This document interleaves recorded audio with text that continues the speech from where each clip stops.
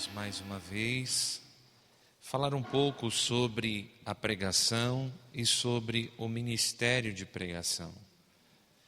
Eu orava para saber o que deveria dizer a vocês nessa noite, já que não se trata exatamente de uma formação de pregadores no devido sentido estrito da palavra, não é uma formação ministerial como nós fazemos com os módulos, tal, seguindo todo um roteiro, mas é uma noção geral do que é ser pregador, do que é exercer esse ministério, uma formação mais ampla. Quando eu digo formação de pregadores, eu digo formação para pessoas que já estão mais discernidas a seguir o ministério. Aqui é uma formação mais ampla que dá um discernimento a vocês se querem ou não servir. Eu queria que vocês abrissem a palavra então em Jeremias 1. Jeremias 1.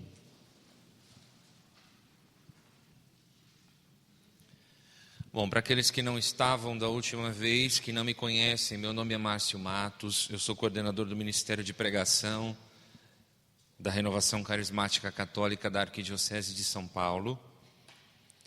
Tenho 38 anos, sou leigo, casado e levo uma vida missionária, pregando a palavra de Deus. Encontrou Jeremias 1, vocação de Jeremias, lá no versículo 4. A palavra de Javé me foi dirigida nos seguintes termos: antes mesmo de te modelar no ventre materno, eu te conheci. Antes que saísse do seio, eu te consagrei e te constituí profeta para as nações.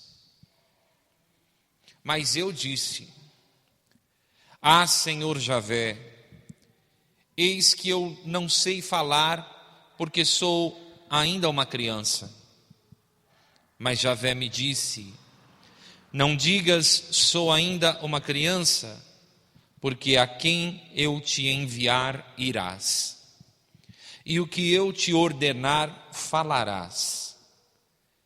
Não temas diante deles, porque eu estou contigo para te salvar. Oráculo de Javé. Então Javé estendeu sua mão e tocou-me a boca. E Javé me disse: eis que ponho as minhas palavras em tua boca. Vê, eu te constituo hoje sobre as nações e sobre os reinos, para arrancar e para destruir, para exterminar e para demolir, para construir e para plantar. Povo amado de Deus,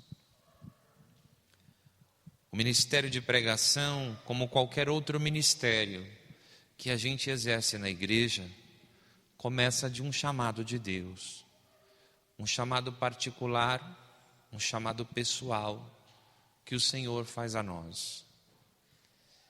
Eu me lembro que quando eu comecei na Renovação Carismática Católica,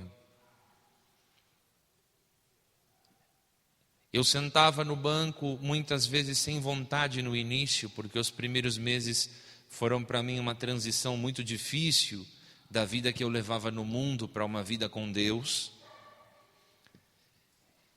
E ali, com 19 anos, vivendo aquela experiência de ir ao grupo de oração, no início, o que mais me chamava a atenção no grupo, desde o primeiro instante, era a palavra. Não era a música, não eram as orações em si, mas era a palavra. Principalmente porque havia um determinado pregador, que por uma questão ética eu não vou citar o nome, que era um pregador extraordinário, muito, muito ungido, que tinha muita autoridade na palavra, que falava com muita propriedade, com muito conhecimento, cheio da unção do Espírito.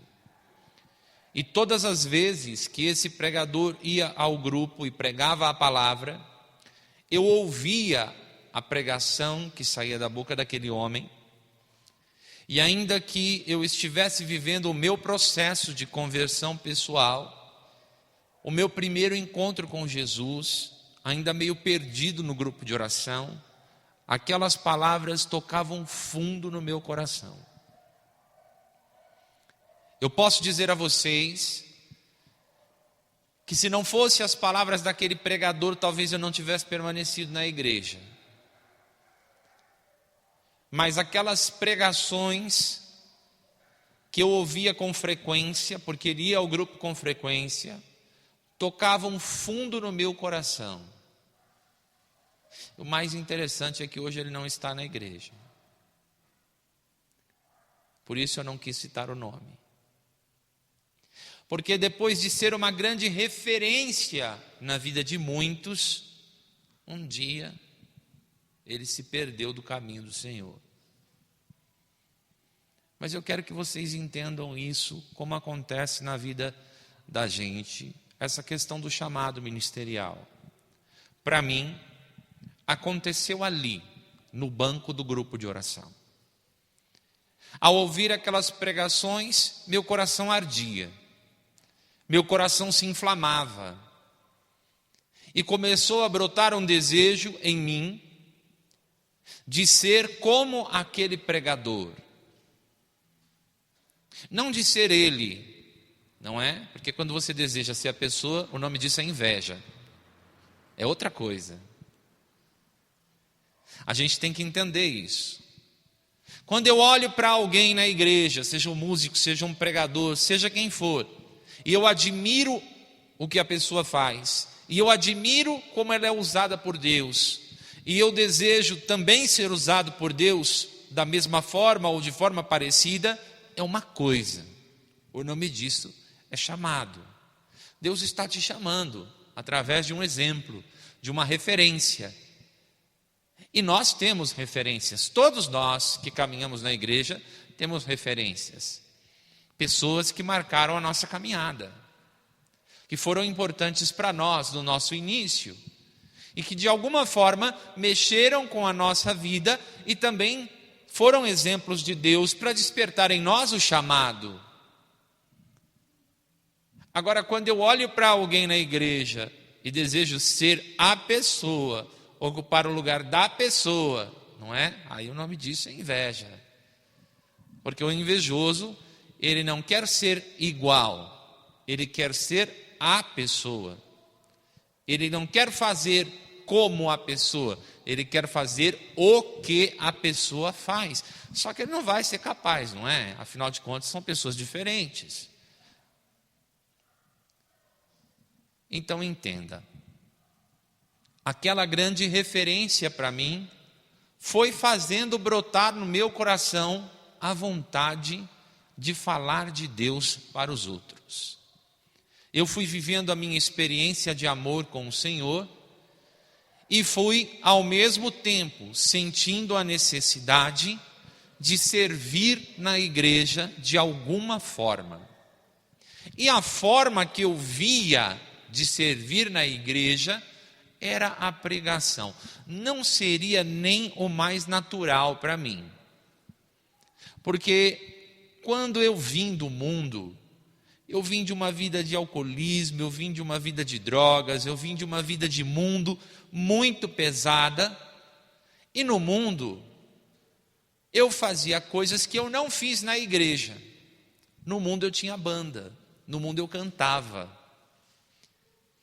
E quando eu cheguei na igreja, o mais natural seria então o ministério de música, não? Seria, obviamente seria, se não fosse o chamado do Senhor. E o chamado do Senhor não é aquilo que te parece ser o mais natural. Não é porque você normalmente é uma pessoa silenciosa, que sempre gostou muito de rezar, que você veio para o grupo de oração, agora você Eu já sei o que eu vou fazer. Eu já sempre fui assim, então eu vou para a intercessão, não é? Não necessariamente.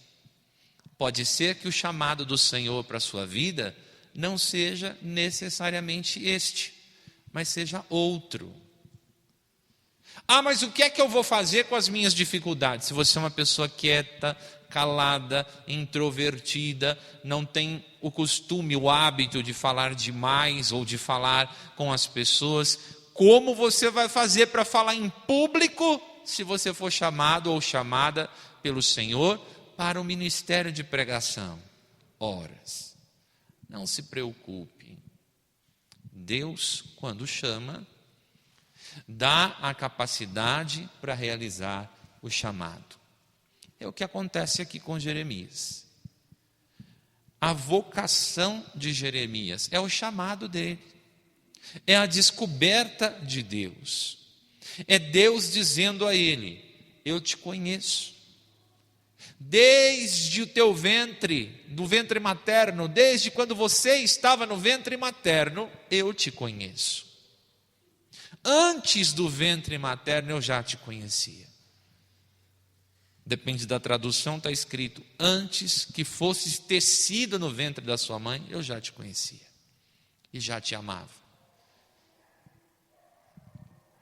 Ele conhece, Deus nos conhece, sempre, desde sempre.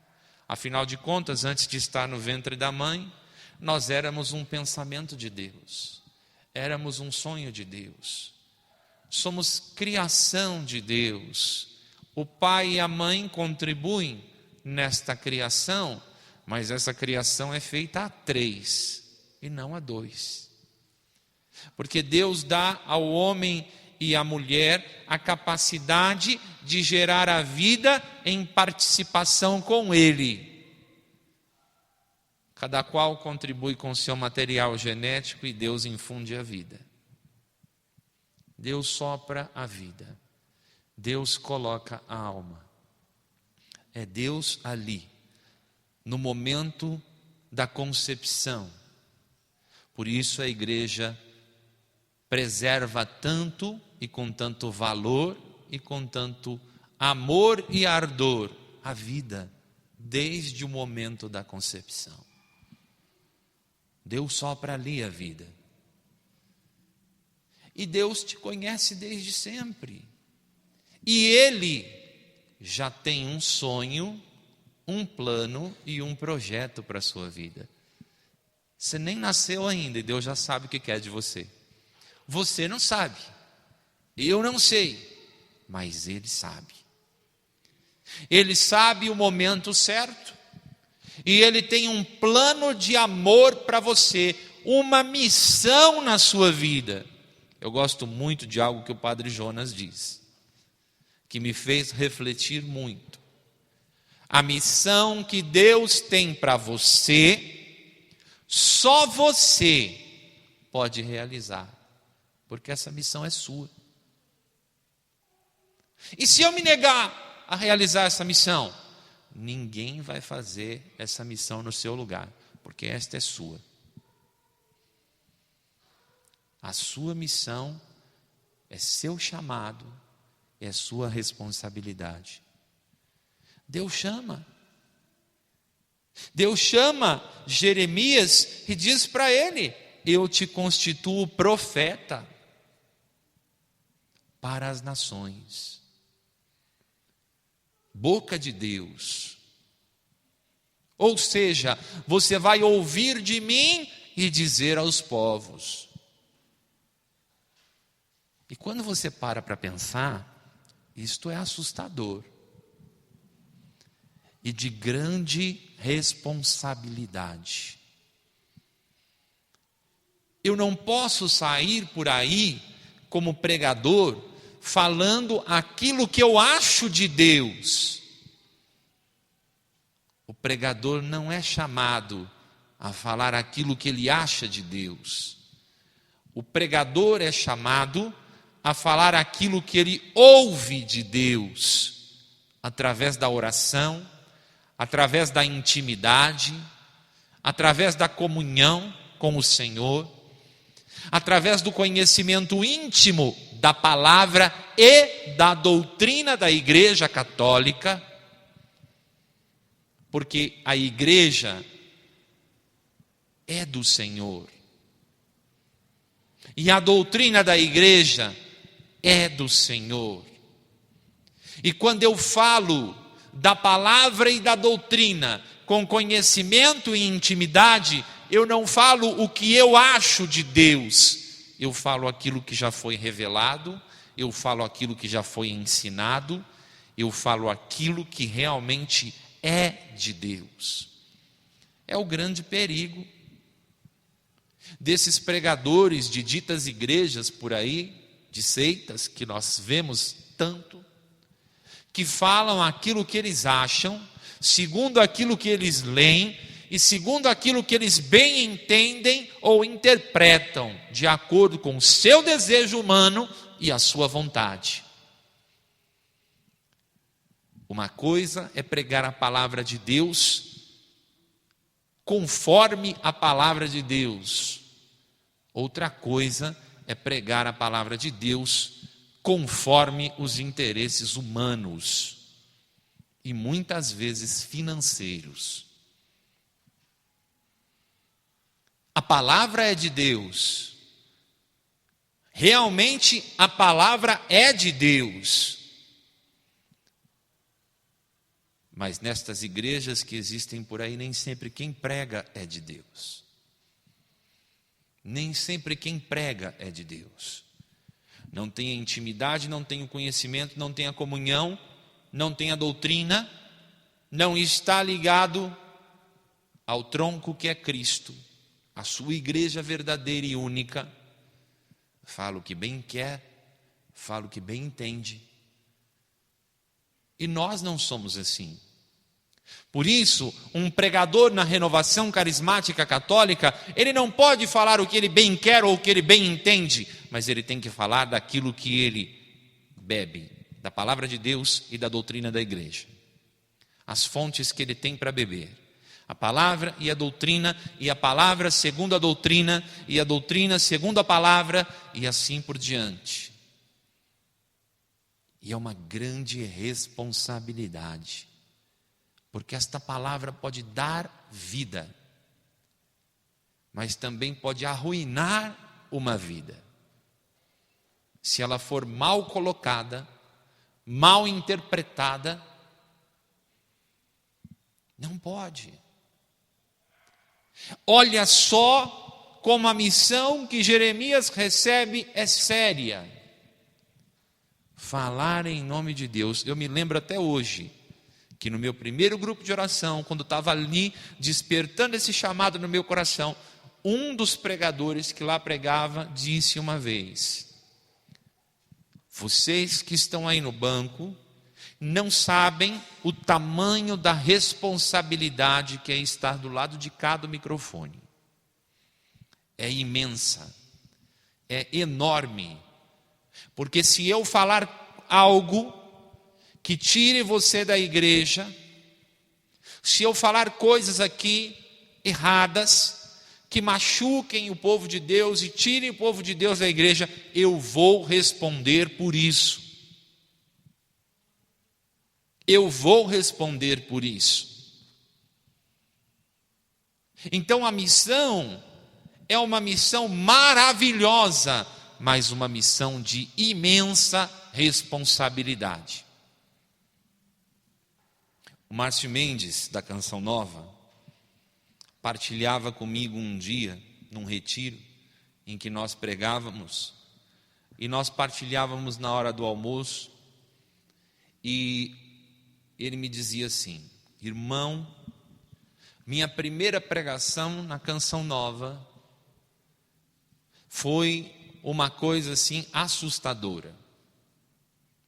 Ele dizia assim: pense bem, era a primeira pregação no Rincão, era a primeira pregação ao vivo para a TV, para milhões de pessoas no mundo inteiro. Era a primeira pregação na frente do Padre Jonas, que estava ali. era uma pregação de meter medo. E ele dizia: eu estava muito nervoso. E na hora ali, tremendo, nervoso, Padre Jonas se aproximou dele e ele disse assim: está nervoso, filho? E ele falou: tô, padre, a responsabilidade é grande. E ele me disse, Padre Jonas me olhou e disse assim: é, filho, a responsabilidade é grande mesmo. Ele esperava naquele momento um consolo, não é? Não, calma, o Espírito agirá, fique tranquilo, Deus vai falar através de você. Não. Padre Jonas, com muita sabedoria e com muito discernimento, usado por Deus, disse a ele: a responsabilidade é grande mesmo. É para você entender. É enorme, é imensa, é gigantesca, porque são almas que podem se salvar por uma pregação e almas que podem se perder por uma pregação mal feita, podem se apartar da igreja, podem se desviar do caminho de Deus. Então nasce o desejo da pregação, mas vem também o temor pelo ministério. Foi o que aconteceu com Jeremias. Olha aqui o temor: mas eu, Senhor, eu nem sei falar.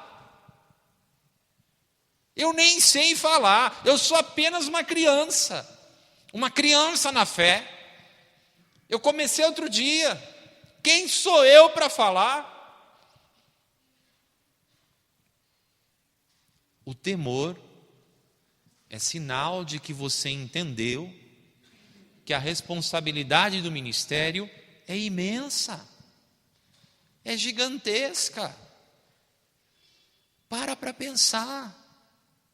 As pessoas criam expectativas a seu respeito. Elas criam na mente, no coração, expectativas a respeito do pregador. O pregador se torna exemplo,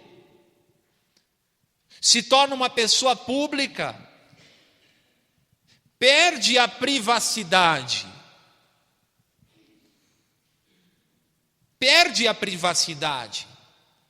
O pregador não tem privacidade.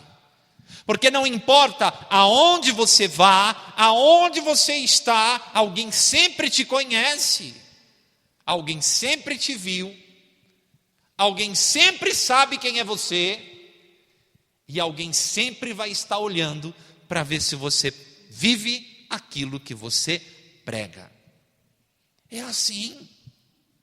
E as pessoas esperam mais de você do que dos outros. Os outros podem errar, você não. Quem falou que você pode errar? As pessoas esquecem que você é humano. Esquecem que você é de carne. Esquecem que você é pecador. E muitas vezes olham para o pregador como se ele fosse santo. Mas ele não é. Não é santo, mas tem o dever redobrado de zelar pelo seu testemunho de vida e pela sua conduta. Por quê? O pregador não é aquele que apenas na hora do grupo, uma vez por semana, 2 vezes por semana, uma vez a cada qual, aqui ou ali, prega a palavra de Deus e pronto, sai dali isento, como se nada tivesse acontecido. Não. O pregador, ele tem a obrigação de pregar a palavra de Deus e viver a palavra de Deus e ser para as pessoas aquilo que ele prega em todo tempo, em todo momento e em todo lugar onde ele esteja. Em qualquer circunstância, em qualquer situação, sempre vai haver alguém olhando para você e esperando que você tropece.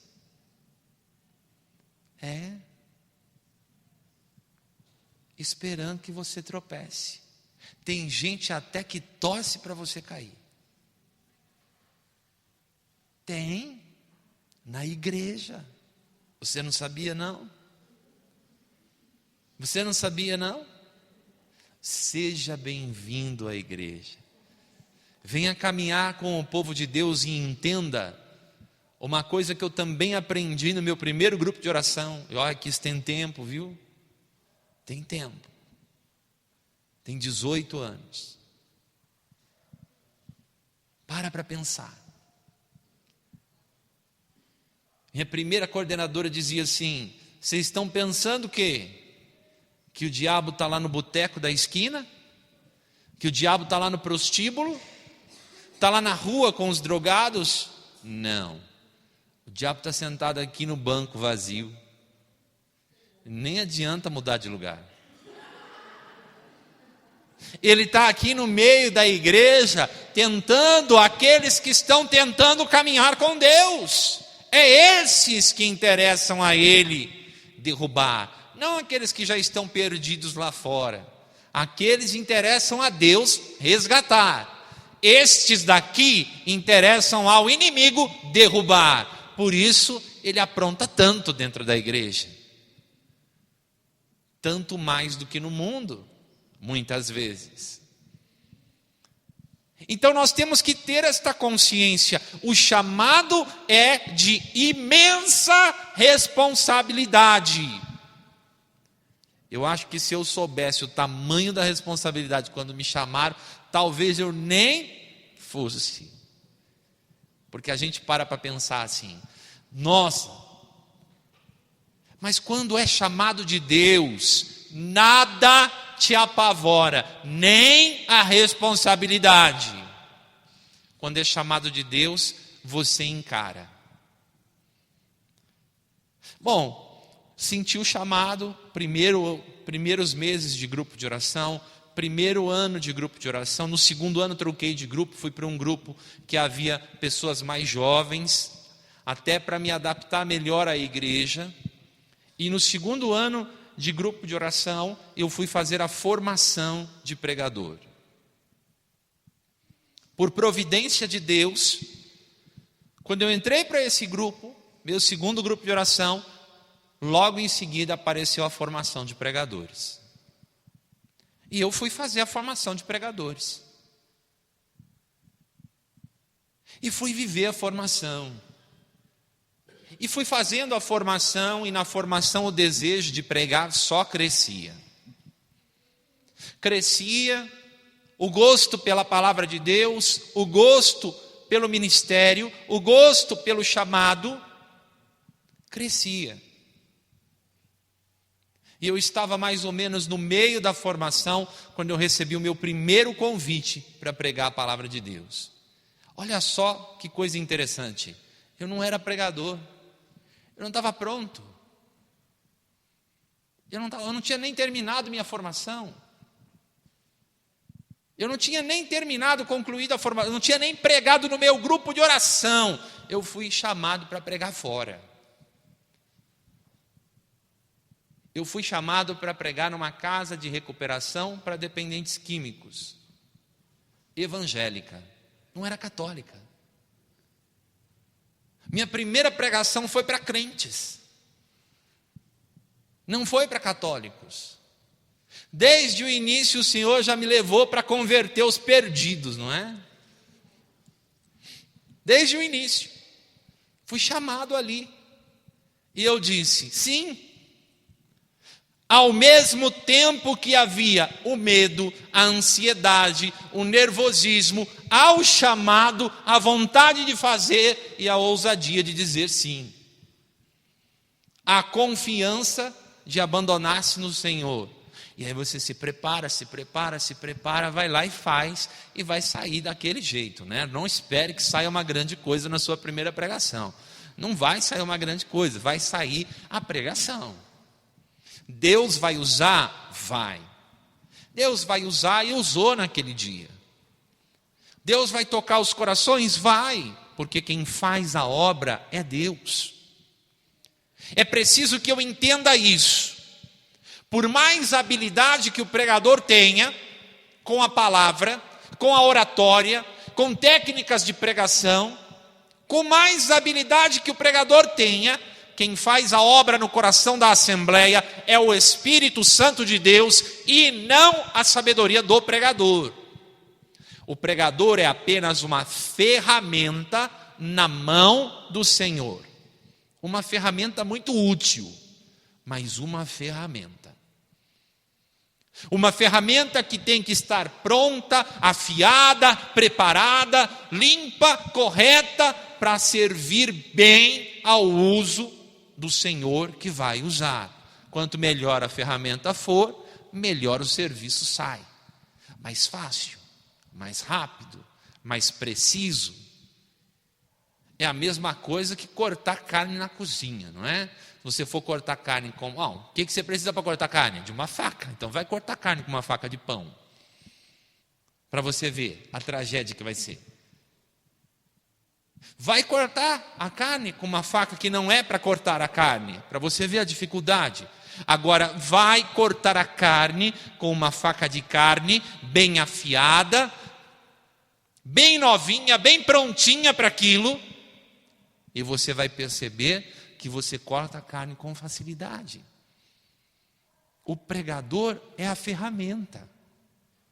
Se a ferramenta está bem preparada no conhecimento da palavra e da doutrina, é importante uma coisa. Jesus disse aos apóstolos: o Espírito vos recordará todas as coisas. Amém? Só que para recordar, primeiro você precisa saber, conhecer. Se você não souber, não conhecer, como é que ele vai recordar algo que você não sabe? Recordar é te fazer lembrar algo que você já aprendeu. Então um pregador que conhece a palavra, que conhece a doutrina, que mergulha no catecismo, que estuda a igreja, que conhece a vida dos santos, que conhece bem a palavra de Deus, esse vai fazer bem o serviço. Porque na hora em que ele está pregando o tema que lhe foi confiado, ele vai ser recordado pelo Espírito Santo de exemplos, de passagens bíblicas, da vida de um santo, de isso ou daquilo que vai se encaixar na pregação e vai fazer com que a pregação tenha mais eficácia. Mas ele precisa conhecer primeiro. Se ele não se debruçar nisso, ele não vai ser um bom pregador. Ele não vai ser um bom pregador, uma boa ferramenta. Mas é importante eu guardar isso no coração. Quem faz a obra é Deus, é o Espírito Santo de Deus. É Ele quem age. Às vezes o pregador é uma porcaria de pregador. Mas o Espírito Santo está agindo e tudo que ele tem para fazer a obra naquele momento é aquele pregador, e ele faz a obra com aquele pregador, porque é tudo que ele tem. Podia ser melhor? Podia. Mas o que ele tem naquele momento, Deus faz. É importante eu entender que Deus não precisa de mim para converter ninguém, mas Ele quer precisar de mim. Isto é diferente. Precisar é uma coisa, querer precisar, querer contar comigo é outra coisa. Deus não precisa de ninguém. Eu vou lá porque Deus precisa de mim. Filho, não se iluda, Deus não precisa de você. Deus quer contar com você. E quando você é chamado para exercer o ministério, o primeiro beneficiado nessa história é você. E por quê? Porque você é o primeiro que bebe da fonte. Eu gosto sempre de dizer isso quando eu estou formando pregadores. Quando eu estou na formação, com aquele monte de gente que já está lá decidida a servir no ministério, eu gosto sempre de dizer isso. Você pensa que está aqui por quê? Talvez você tenha vindo para cá pensando assim: nossa, o senhor foi lá na comunidade, né, me escolheu, ó, que chique, eu estou sendo escolhido para ser pregador, logo eu, tinha que ser eu, não tinha mais ninguém lá para ele chamar, era eu mesmo, me chamou para ser pregador, agora vou ser pregador, imagina, olha só. Não é assim, filho.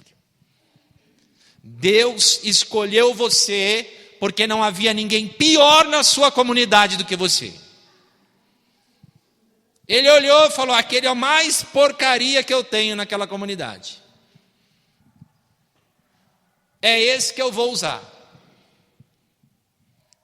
Isto não é meu, é de São Francisco de Assis, que diz: Deus não encontrou ninguém pior no mundo inteiro, por isso me escolheu, a fim de manifestar a sua glória. Então Deus escolhe os piores.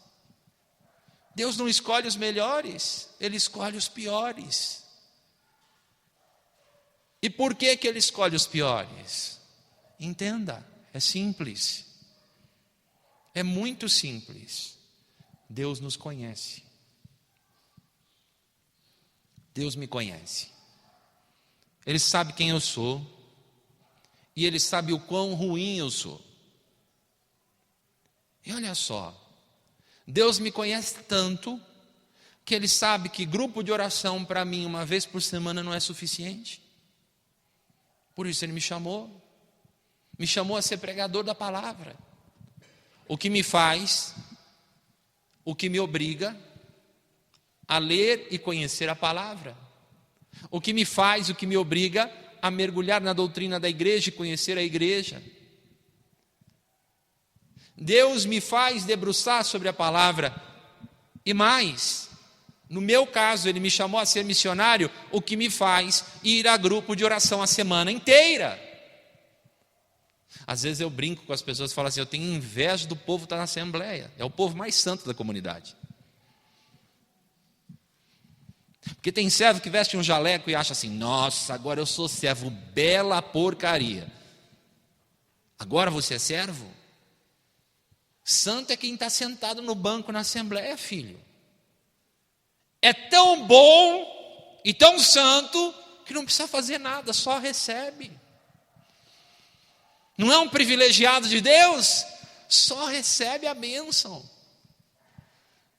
Agora você tem que servir, porque só receber para você não é suficiente. Você tem que servir, você tem que trabalhar. E quando você se esforça, quando você se empenha para ser servo em algum ministério, você cresce como cristão. Você aprende a ser gente. Você aprende a ser cristão. O Senhor sabe que se eu ficasse no grupo de oração uma vez por semana, provavelmente eu sairia da igreja. Não seria o suficiente, então eu passo a semana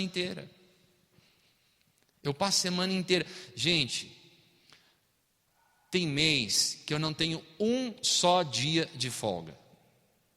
Graças a Deus, não estou reclamando não. Não estou reclamando. Amo a igreja, amo o que eu faço com paixão, e se eu ficar 10 dias em casa eu fico doente. Deus sabe disso. Que quando eu tenho férias no fim do ano, entre o Natal e o início do ano, que são mais ou menos 15 dias, eu fico doente em casa. Ele sabe que me faz falta, porque isso já faz parte de mim. Mas entenda, cada um tem uma necessidade diferente. E quando você vai pregar a palavra, você é o primeiro que bebe, por quê? Porque você escuta o tema, você ora, você se debruça sobre a palavra, você estuda, você busca a doutrina, você busca livros, você se aprofunda. Talvez a pessoa que esteja no banco não beba tanto da palavra quanto você. Então me diz, quem é o primeiro a ser curado? Quem é o primeiro a ser convertido? Quem é o primeiro a ser tocado pela palavra que é viva? Pela palavra que transforma? É você. Então pensa bem, você está servindo ao Senhor ou é o Senhor que está servindo você? Você está fazendo alguma coisa para Deus ou é Deus que está fazendo algo para você por causa da sua necessidade? Deus quer contar conosco e quando Ele conta conosco, o beneficiado dessa história sou eu. Tem um exemplo antigo na renovação carismática que usam há muitos anos, que diz que é igualzinho um sistema de água em casa, né? Deus é a caixa d'água,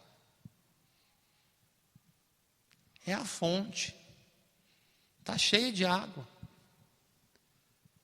O povo é o povo que tem sede de Deus, e o servo é o cano que vem da caixa para a torneira. Quando naquelas casas mais antigas, que a tubulação ainda é de metal, quando você abre a torneira, antes de sair a água purinha, limpinha, sai aquela água mais escura, não é? Sai ferrugem, né? Aquela água que tem até um gosto ruim, uma aparência ruim. Mas depois que a torneira é aberta, alguns minutos depois, a água fica de novo purinha. Então entenda isso. Quando Deus passa através de você para servir o outro, você é purificado. Você é lavado. Você é tocado. Você é transformado. Aí, depois de tocado, purificado, transformado, você pode dar de beber aos outros, mas você não dá de si, você dá de Deus. Não é de si, é de Deus. O que você tem de si saiu na primeira água, né? Aquilo ali é seu, saiu na primeira água. Foi Deus que lavou. Mas o que vem depois é tudo de Deus, e é só de Deus, e é Deus quem sacia a sede do povo, não é você e não sou eu. Porque o pregador começa a achar que é ele que está fazendo, esse tem que tomar cuidado para não cair dos pés, porque vai cair. Não é você e não sou eu. Jeremias diz: eu nem sei falar, Senhor, eu sou apenas uma criança. E o Senhor diz: não diga sou apenas uma criança, a quem eu te enviar você irá, e o que eu te ordenar você falará. Não temas diante deles, porque eu estou contigo para te salvar. Então Javé estendeu sua mão e tocou-me a boca e me disse: eis que ponho as minhas palavras em tua boca. As palavras são de quem? Não são suas. A boca é sua. As palavras são de Deus. Então o pregador é um instrumento bem afiado, bem preparado, que serve ao Senhor. Serve ao Senhor. É apenas um instrumento. Se é obediente, se anda na comunhão, se zela pelo seu comportamento, o pregador tem que ser homem ou mulher de vida de oração. Tem que ser homem ou mulher de constância nos sacramentos. Tem que ser homem ou mulher de testemunho de vida, de dignidade. Tem que mostrar no dia a dia, na prática, na sua vivência, a palavra que está pregando. O pregador não pode se dar ao luxo de pregar uma coisa aqui e em casa ser outra. Porque até os que estão em casa vão esperar um tropeço seu para dizer: ué, você não é pregador? Você não é diferente? Você não é melhor que os outros? Agora está aí falando palavrão? Agora está aí gritando com os outros? Agora está aí brigando? Agora está aí se comportando assim? Como você é pregador então? O inimigo nunca vai perder uma oportunidade de lhe jogar na cara a sua falta de testemunho, a sua falta de zelo, a sua falta de coerência entre aquilo que você prega e aquilo que você vive. Não podem ser duas coisas diferentes. Ah, mas como é que eu vou fazer para viver tudo aquilo que eu prego? Você vai se esforçar. E é claro que a gente nem sempre está vivendo aquilo que a gente está pregando. Mas a gente tem que tentar. E quando aquela palavra bate na gente, é mais um motivo para a gente entender que o primeiro que ouve a palavra é o primeiro que tem a necessidade de conversão. E o primeiro que ouve a palavra é o pregador. Lembra, é o ouvido mais próximo da boca. É o ouvido mais próximo da boca. É o primeiro ouvido que ouve a palavra. É o primeiro que se debruça sobre a palavra. É o primeiro a quem a palavra atinge. Então, se dói em você, você sabe que tem que mudar. E você sabe que tem que levar os outros à mudança. O pregador nem sempre vai ser amado, principalmente quando ele disser a verdade. O Prado Flores fala num dos seus livros que a pregação ungida sempre desperta, sempre levanta dois tipos de reação.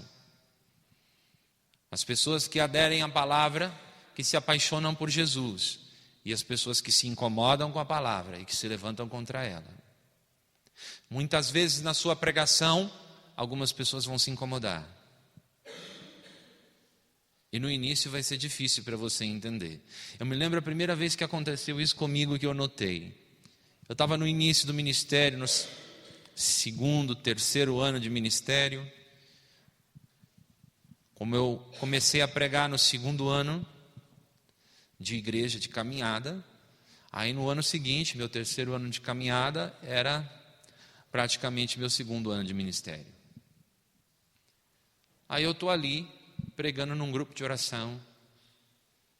E nós íamos para aquele grupo de oração todo domingo, muito animados, éramos jovens, tínhamos muito fogo e pouco discernimento, não é? É normal quando a gente começa na igreja. Muito fogo e pouco discernimento. Todo mundo começa na igreja assim, muito fogo, pouco discernimento. Fala umas bobagens de vez em quando, exagera na dose, porque não sabe ainda viver as coisas da maneira adequada, com maturidade, mas não tem problema, Deus entende. E nós subíamos a favela, tínhamos um grupo de oração pequeno, a capela era pequena, mas era lotada, sempre lotada, no alto do morro. E nós subíamos a favela, passávamos no meio de traficantes, íamos para a capela, às vezes a polícia subia o morro e a gente estava lá, louvando e adorando o Senhor. Como eu disse, faltava discernimento, mas a gente estava lá, com muita alegria. E numa das minhas pregações lá, eu comecei a pregar e a falar dos vícios. E quando eu falei do cigarro e falei da bebida, havia um homem sentado. E eu me lembro, gente, eu posso me esquecer o que eu preguei, eu posso me esquecer o tema da pregação, eu posso me esquecer o endereço do lugar, eu posso me esquecer das pessoas que estão lá, mas eu me lembro da reação das pessoas no banco.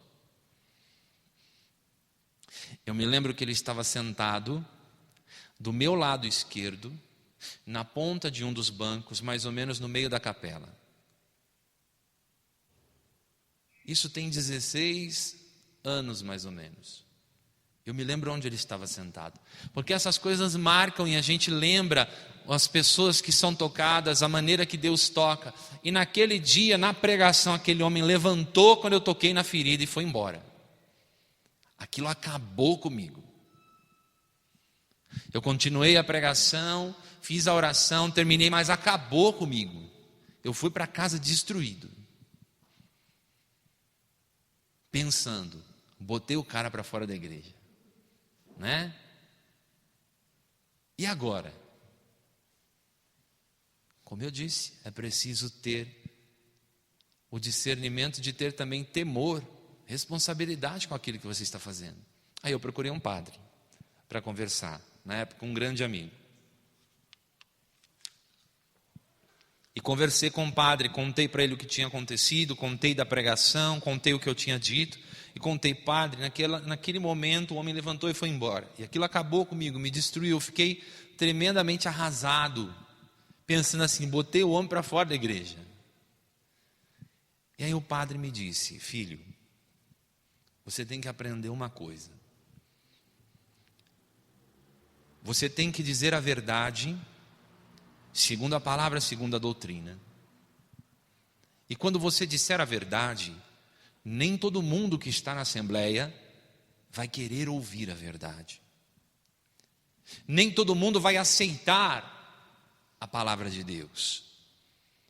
E a pessoa que não aceitar, ela tem o direito de não aceitar, e tem o direito, inclusive, de se levantar e ir embora.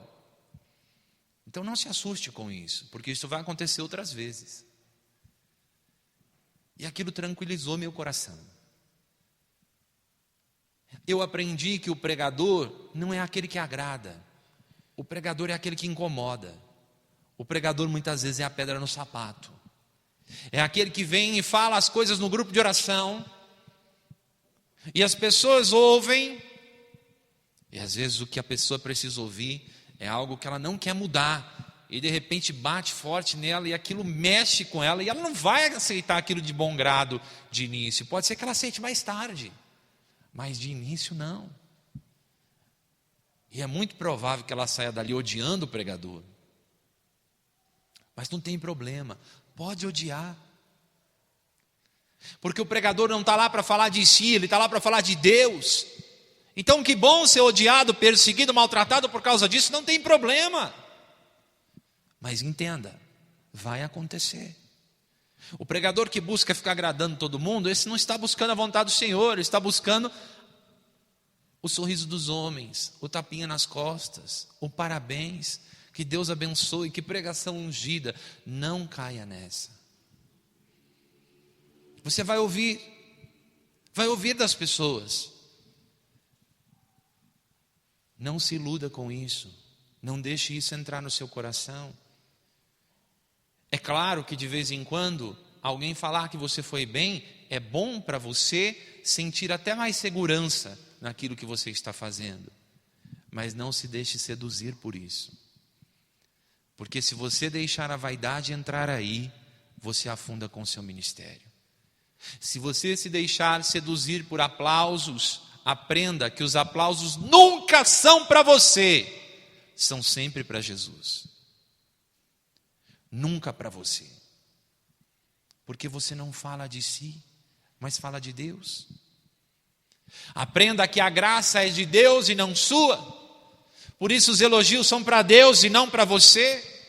Aprenda a direcionar a quem de direito. Então quando as pessoas vierem falar para você, aprenda. Aprenda. Porque quando as pessoas chegam para mim e falam, ah, irmão, que pregação ungida, que bênção que você é. Eu falo, Deus é muito bom.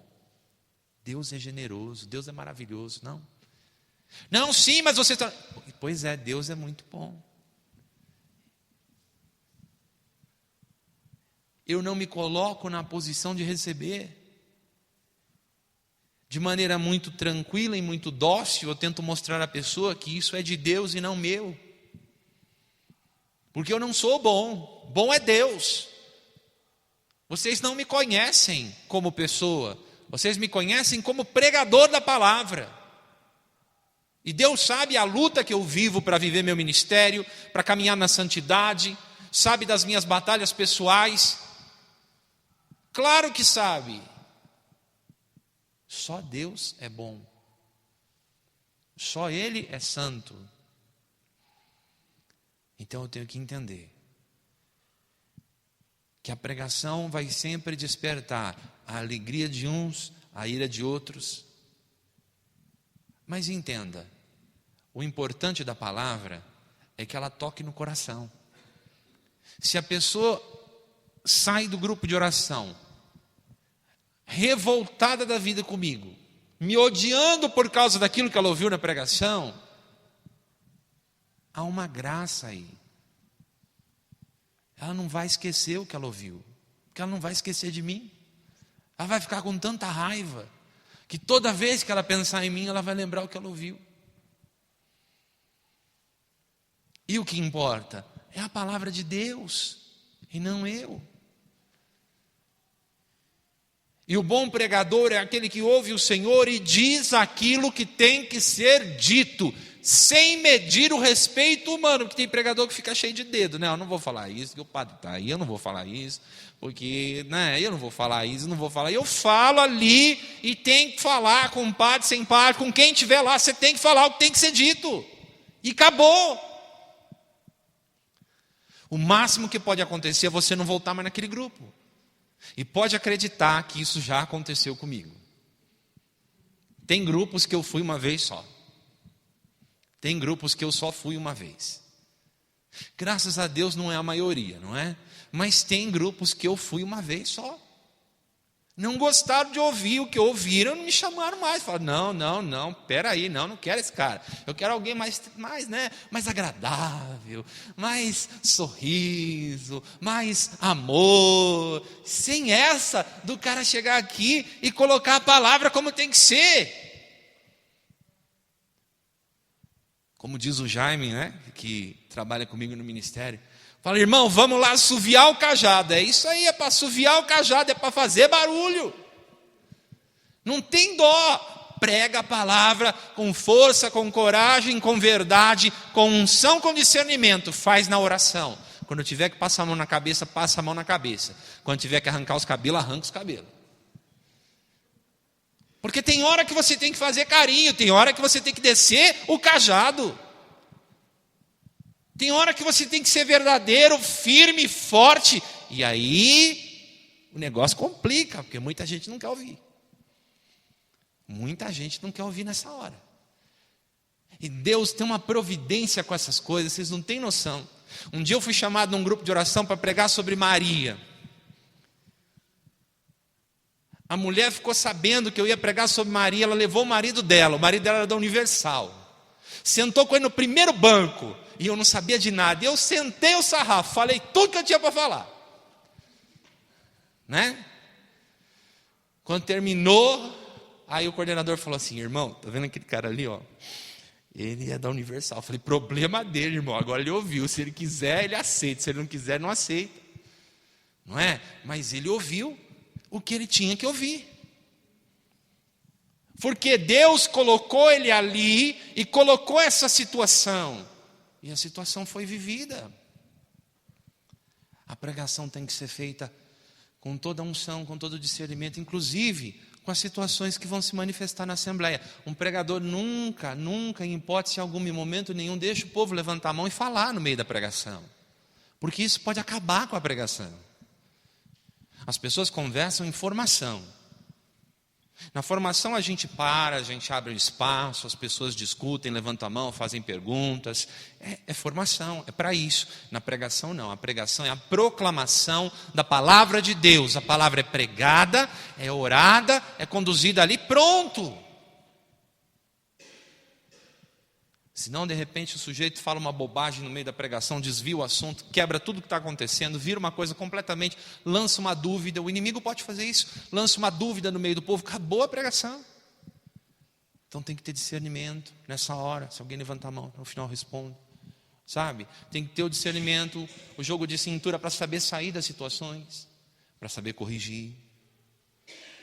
Você tem que corrigir com amor, com discernimento, mas muitas vezes você tem que corrigir com energia. Tem um encontro de jovens que acontece em Itaquaquecetuba. Todo ano eles me chamam, já fazem 3 ou 4 anos que eu vou lá. Eu ainda não entendo por que eles me chamam. Porque são jovens difíceis, todo ano. São adolescentes.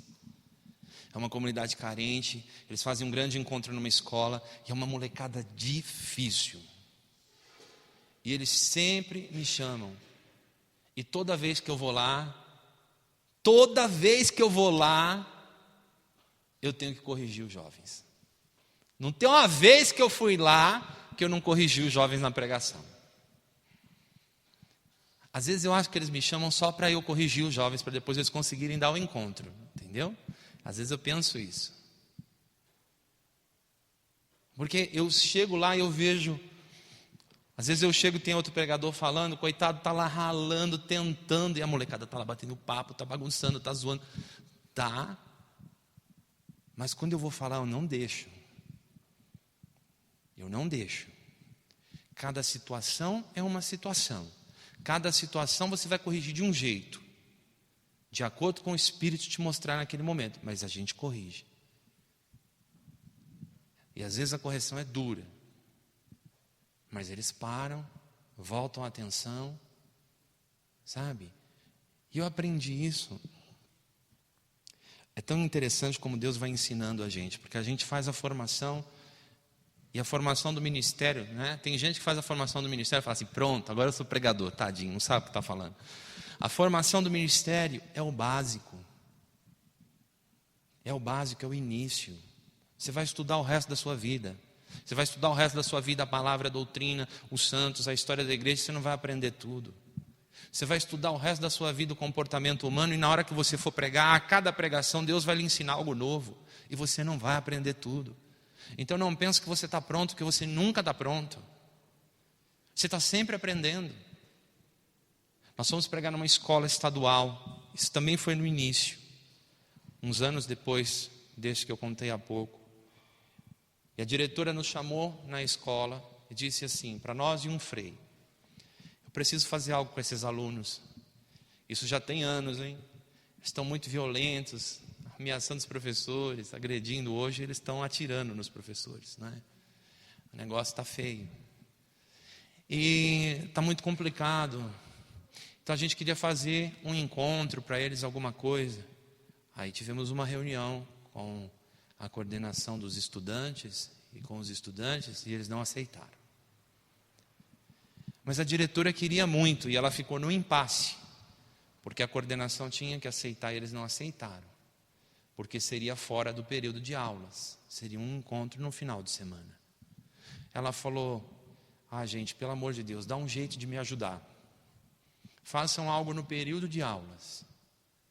Aí nós sentamos com a diretora, depois de rezar, de conversar, e propusemos algo para ela. Bem orado, bem articulado. Façamos o seguinte, nós vamos então dar uma sequência para eles de 5 palestras, de 5 pregações. A gente não usou o termo pregação até porque era escola, tinha uma série de questões, né? Recebemos uma orientação, vocês não podem falar em nome da Igreja Católica, não podem falar que são da Igreja Católica, não podem falar isso, aquilo, porque sabe como é uma escola pública, tem alunos que são protestantes, tem alunos que não são, que são de outra coisa, então não pode, senão dá problema. Mas nada impede, não é? Que o Espírito suscite novas formas. Nada impede de eu ir com uma camiseta de Nossa Senhora, com o terço pendurado no braço, não impede de eu ir com a cruz, não impede de eu ir com a Bíblia, e não impede de que as pessoas percebam que eu sou católico. Eu não preciso dizer, concorda? Então nós vamos fazer uma sequência de 5 pregações para os jovens. Só que vai ser assim, combinamos tudo com a diretora. Agora eu quero que vocês entendam como nós ganhamos um público que estava doido para viver isso com a gente.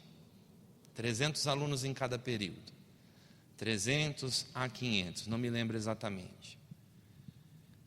Façamos assim, quando nós formos começar, numa semana nós vamos fazer uma, na outra semana nós vamos fazer outra, ou talvez uma no começo, uma no final da semana, porém, só nós e a senhora vamos saber o dia, mais ninguém. Nem professores, nem coordenação e muito menos alunos. A gente vai ligar e vai dizer, tal dia nós vamos aí fazer. Então quando der, no período da noite, 9 horas, o intervalo, a senhora tranca a escola, não é? Não deixa ninguém ir embora e diga para eles, após o intervalo haverá palestra, todas as cadeiras para o pátio. Você vê que foi tudo assim, de livre e espontânea pressão. Eles não tinham opção, eles tinham de nos ouvir. É claro que eles não queriam, eu preciso dizer para vocês que eles não queriam. Eles não queriam. Então, por que Deus colocou esta situação nas nossas mãos? Para nos ensinar a lidar com essas contrariedades. A gente, sabendo que eles não queriam ouvir, a gente fez o seguinte: pegamos um irmão que tinha um testemunho bem pesado, não é? Bem difícil, e botamos ele na frente. Ou seja, vai ser a primeira palestra de cada período. Afinal de contas, depois dele vai ficar fácil da gente falar as outras coisas que têm que ser ditas. E aí buscamos uma sequência para tentar encontrar ali um ponto de equilíbrio com os alunos. Eu me lembro que o pobre do irmão chegou lá, montamos as caixinhas de som ali, aquele mundo de cadeira, aquele mundo de aluno, todo mundo conversando ao mesmo tempo, não é? Porque você está pensando que pregar é sempre igual ao grupo de oração, né? Você chega no grupo de oração, orou, pediu o Espírito Santo, entregou o microfone, silêncio.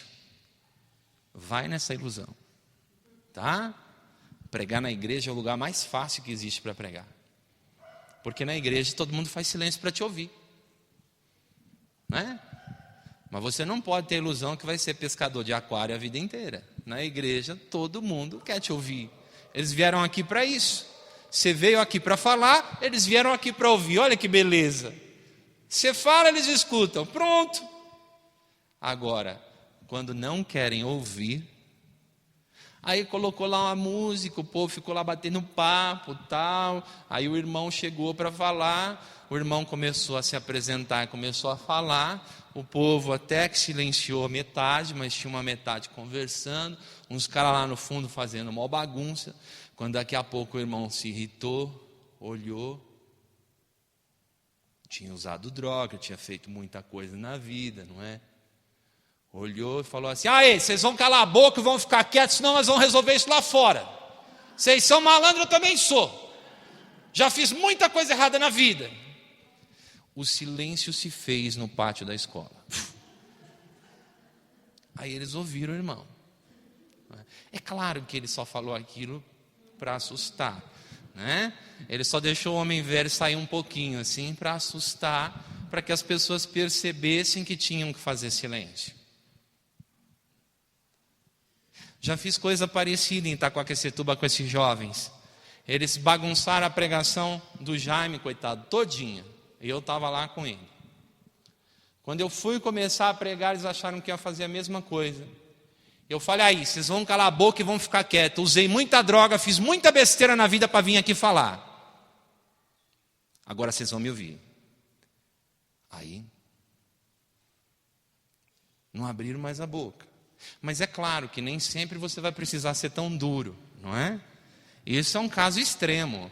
É um caso extremo. Às vezes você pode usar de mais sutileza. Eu me lembro de 2 jovens, e um deles hoje é missionário da comunidade Shalom. Eu estava numa paróquia fazendo um encontro pregando, e entrou os 2 assim pela porta, como se eles estivessem entrando na sala da casa deles. A gente pregando, todo mundo em silêncio ouvindo, entrou, os 2 conversando e foram entrando na igreja. Eu parei.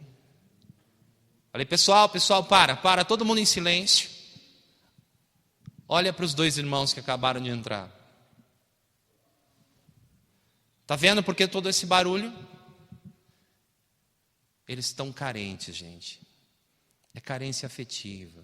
É a necessidade de um abraço. Eles precisam ouvir que Deus ama. Eles fala para eles, fala. E todo mundo olhou, eles ficaram tão constrangidos. Ficaram tão vermelhos, sabe?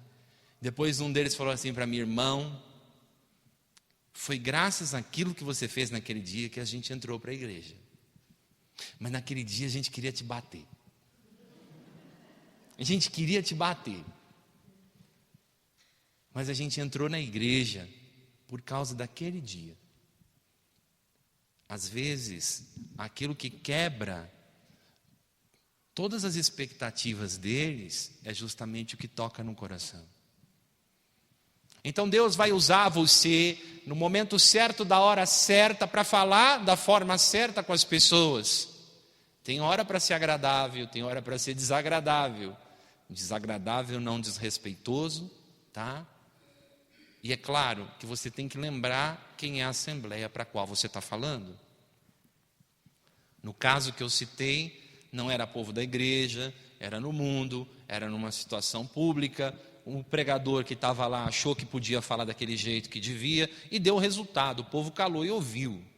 E depois que ouviu, se emocionaram, se deixaram tocar por Deus. A graça aconteceu, enfim. O impacto foi só para criar o clima propício para que a pregação acontecesse. Não quer dizer que nenhum de nós realmente vá fazer alguma coisa, ou seja assim, ou age assim normalmente no dia a dia. Mas quando são jovens, muito jovens, e de periferia, muitas vezes acostumados com uma malandragem, com uma coisa muito difícil, se você não causar impacto, você não ganha a atenção deles. Você tem que conquistar a atenção. Então você vai aprender que o pregador, ele prega para todo tipo de assembleia, mas é sempre ele que tem que se adaptar à assembleia, nunca a assembleia que tem que se adaptar ao pregador. Então, se são pessoas mais velhas, de mais idade, tem grupo de senhoras, né? Tem aqueles grupos que eu vou às vezes à tarde, que são só senhoras. Eu fui em um grupo de oração, não vou dizer para vocês onde é, né? Que tinha lá um monte de senhorinhas assim, de bastante idade. Aí veio uma senhorinha que era do Ministério de Música, era só ela. E ela falou: querido, você quer uma música? Eu olhei para ela e falei: não, não quero. Porque eu vi que o instrumento dela era um órgão, não é? Eu já imaginei o que ia sair dali. Daqui a pouco, quando ela foi para lá para animar o grupo, que ela tocou aquele negócio, eu me senti no Fantasma da Ópera. Ela tocou aquele órgão, eu falei: nossa senhora, mãe do céu, o que é isso? O negócio era bem estranho, sabe? Mas a gente se adapta. Então, na hora de falar, na hora de pregar, você vai pregar com calma, você não vai se exaltar, você não vai falar alto, não é?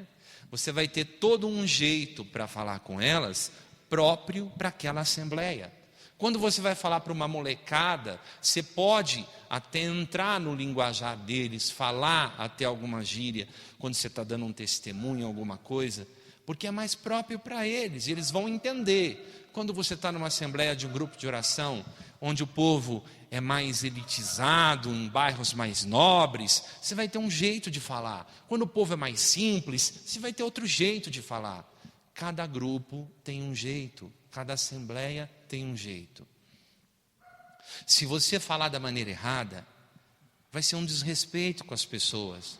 Por isso, quando você vai a algum lugar que você não conhece, principalmente quando você vai a outra cidade ou a outro estado para pregar a palavra, você tem a obrigação de estudar um pouco, de saber o que é aquela cidade, de saber um pouco da cultura daquele povo, de saber um pouquinho dos costumes. Um pouquinho, não estou falando para vocês saberem tudo, mas um pouco, vocês vão precisar aprender. Porque na hora que você chegar lá, você vai precisar se fazer de casa. E eles vão precisar sentir que para você, tudo aquilo é muito natural. Eles têm que se identificar com você. O pregador, ele não pode achar que o povo é que tem que se adaptar a ele. Ó, eu sou assim, quem quiser que goste, quem não quiser que não goste, e pronto. Não, não é assim. Não pode ser assim. O pregador não pode ter essa ilusão de que ele fala sempre do mesmo jeito, em todo lugar, e todo mundo tem que ouvir daquele jeito. O pregador que já tem alguma experiência, ele sabe se adaptar à assembleia para a qual ele está falando. Até porque se você for num grupinho desse de senhora ficar gritando o tempo todo, nunca mais você volta. Ela vai falar: esse moço só gritou, não entendi nada. É isso que vai acontecer. É isso que vai acontecer. Então, a gente precisa aprender a lidar com cada grupo. Uma ferramenta própria para cada situação. Uma boa ferramenta para ser usada nas mãos de Deus. E para terminar, eu quero lembrar isso a vocês mais uma vez. Deus não precisa de nós. Deus quer contar conosco. São coisas diferentes. Eu não posso criar no meu coração a pretensão de que Deus precisa muito de mim, né? Não vai ter céu se eu não for, né? Ele precisa muito de mim, se eu não for, não é assim. Não posso criar isso na minha cabeça. Deus quer contar comigo. O padre Emiliano Tardif, claro, já falecido, missionário do Sagrado Coração de Jesus, um padre que foi muito usado por Deus no ministério de cura.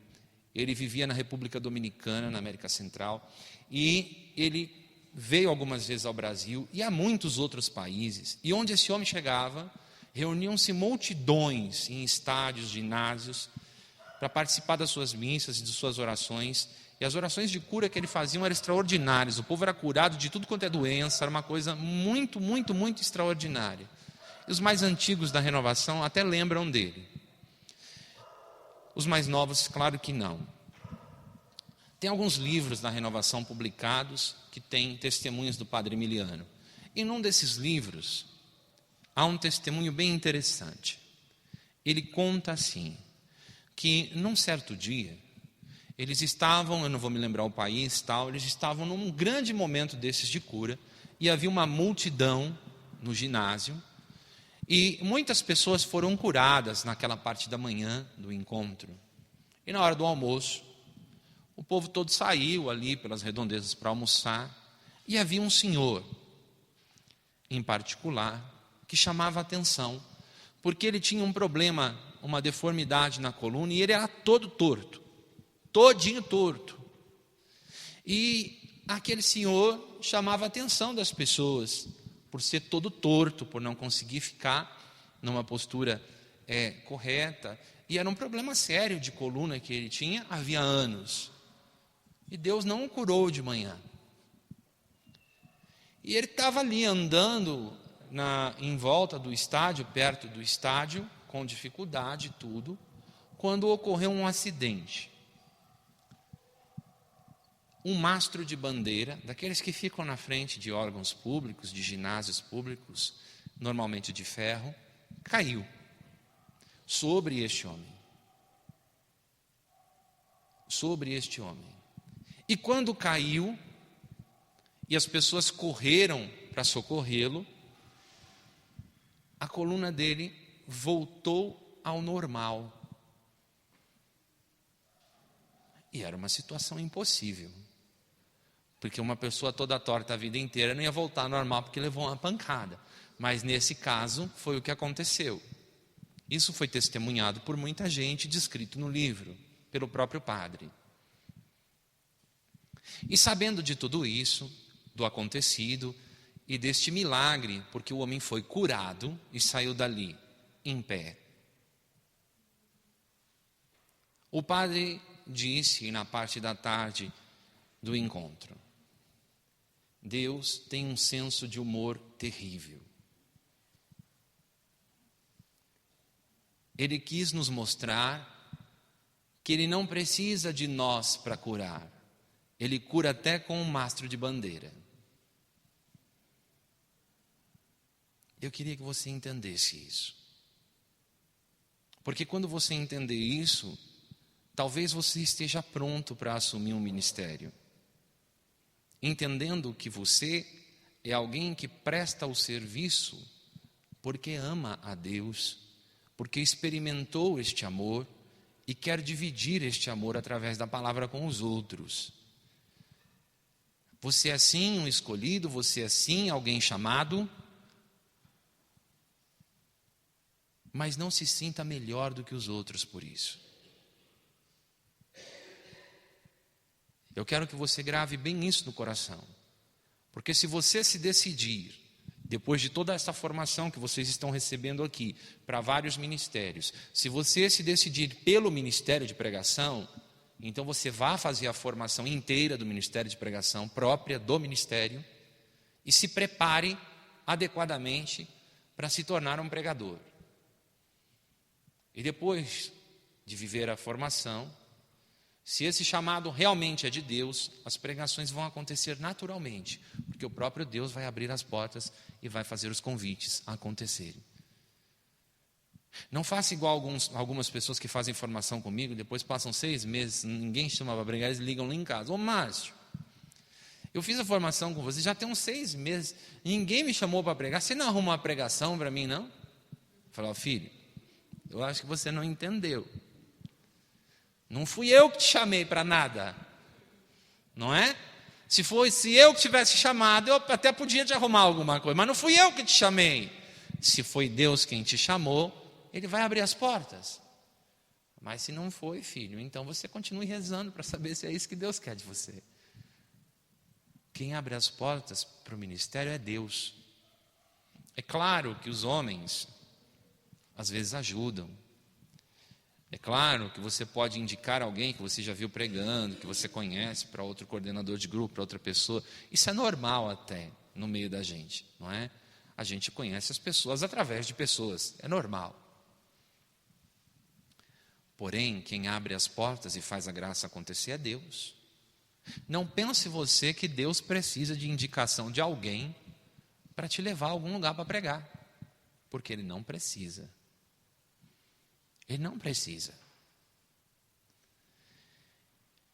Eu não sei se eu contei isso aqui, eu não me lembro, porque eu não sei se vocês já entenderam, que da última vez que eu vim aqui até hoje, eu já passei por muitos lugares e muitas pregações, então nem sempre eu me lembro daquilo que eu contei, daquilo que eu disse. Mas se eu já contei, vai ficar contado de novo, para ficar bem gravado no seu coração. O pregador, quando diz sim, como qualquer outro sim de qualquer outro ministério, diz sim para qualquer circunstância que o Senhor te chamar. Não é? Nem sempre vai ser um lugar maravilhoso, nem sempre vai ser uma hora maravilhosa, nem sempre vai ser a melhor hora, vai exigir sacrifício. Isso eu falei para vocês. Vai exigir sacrifício, renúncia, vai ter que estar pronto.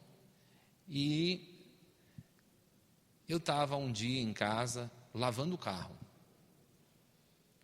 Estava lá, cuidando da minha vida, tocou o telefone. Irmão, você pode vir pregar aqui? Porque eu estou com o teu telefone aqui, você ligou aqui para mim. Eu falei, não, eu liguei para você porque você agendou comigo. Não, mas a gente não agendou com você, a gente não te conhece. Falei, irmã, como é que eu tenho o teu telefone celular? Como é que eu tenho o teu nome aqui na minha agenda, nesta data, neste dia, sem que alguém daí tenha feito contato comigo em algum lugar? Ela falou, eu não sei. O fato é que você ligou, mandou uma mensagem de texto perguntando da pregação, e eu não sei quem você é, mas a pregadora que viria agora não veio. Então eu estou ligando para você para saber se você quer vir, porque eu preciso de alguém que faça a pregação. Eu falei, irmã, que horas é a pregação? Ela falou, às 3, era por volta de 1h30, 2 horas. Eu falei, irmã, onde vocês estão? Ela falou, em São Roque. E onde você está? Eu falei, em Santo André. Então, entenda, eu vou, mas eu só vou conseguir estar aí por volta de 4 horas. Ela falou, então tudo bem, a gente inverte as coisas e você prega 4 horas. E eu fui, e eu preguei, e Deus agiu, e no final da pregação, a irmã veio e falou, olha, eu conversei com toda a equipe, todo mundo aqui que está servindo, e ninguém te conhece, ninguém tem teu telefone, e ninguém agendou com você. Então, irmão, eu não sei como é que o nosso nome e telefone foi parar na sua agenda, mas eu sei que foi vontade de Deus que isso acontecesse.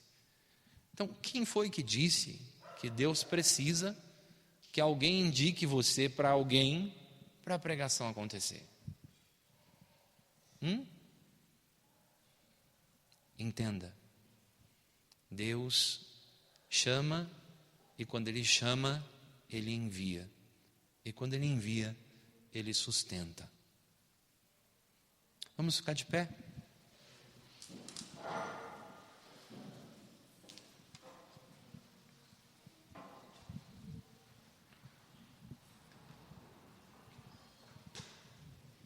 Feche os olhos um minuto.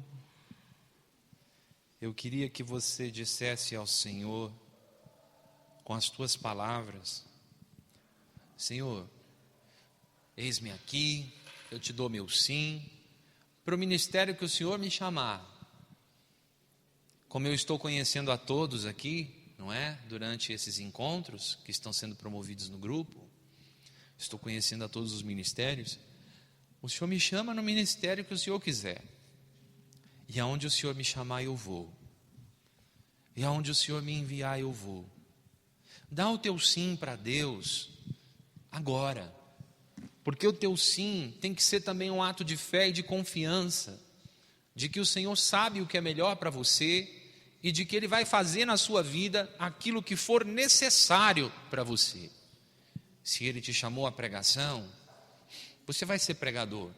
Se Ele te chamou à música, você vai ser músico. Se Ele te chamou à intercessão, você vai ser intercessor. Mas que o teu sim seja para o Senhor. Diga para Ele: sim, Senhor, o meu sim é teu. Faz de mim o que o Senhor quiser. O meu sim é teu. Eis-me aqui. Faça-se em mim segundo a tua vontade, segundo a tua palavra, segundo o que o Senhor quiser. Obrigado, Jesus. Obrigado por esses dias de encontro, de formação, onde eu estou aprendendo um pouco sobre cada ministério, um pouco mais sobre cada espaço onde eu posso servir. Obrigado, Senhor.